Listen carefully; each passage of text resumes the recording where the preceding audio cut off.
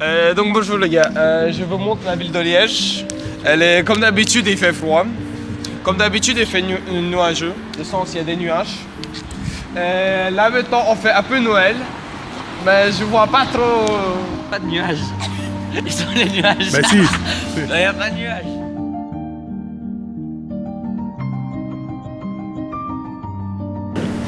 Donc, il y a ce qu'on met sur les affiches et puis il y a la réalité.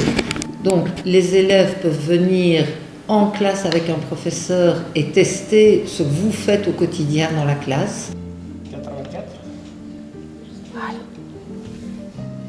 Par des vidéos, par des petites images, par des petits exercices.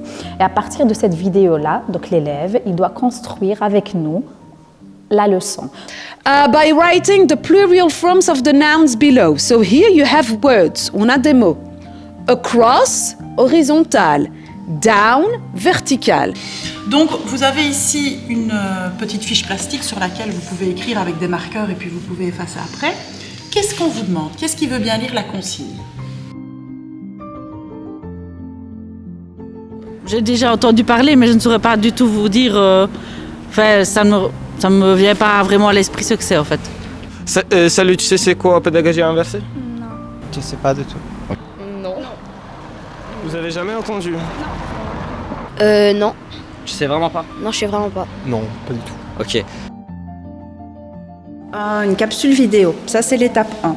Étape 2, on se questionne sur le contenu de la vidéo. On voit si on a bien compris, si on n'a pas encore compris, quelles questions on peut encore se poser.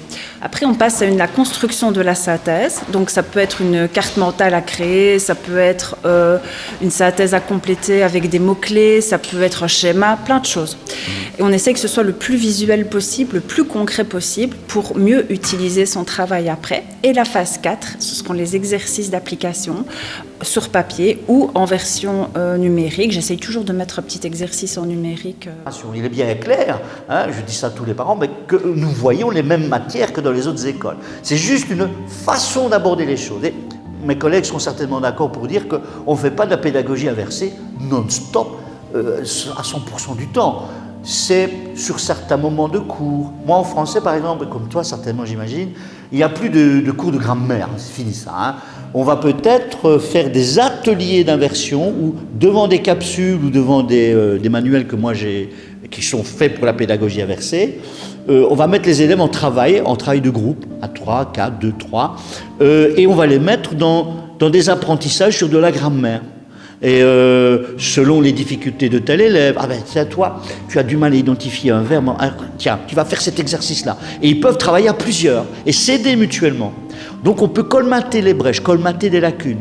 Et aussi, ce qu'on peut faire, c'est faire avancer des élèves qui sont peut-être un petit peu plus loin dans leurs apprentissages, pour ne pas qu'ils s'ennuient en classe, en disant ah, moi je sais très bien ce que c'est un verbe dans une phrase, donc j'ai envie d'avancer sur d'autres choses. Alors on va les mettre dans un groupe de travail différent.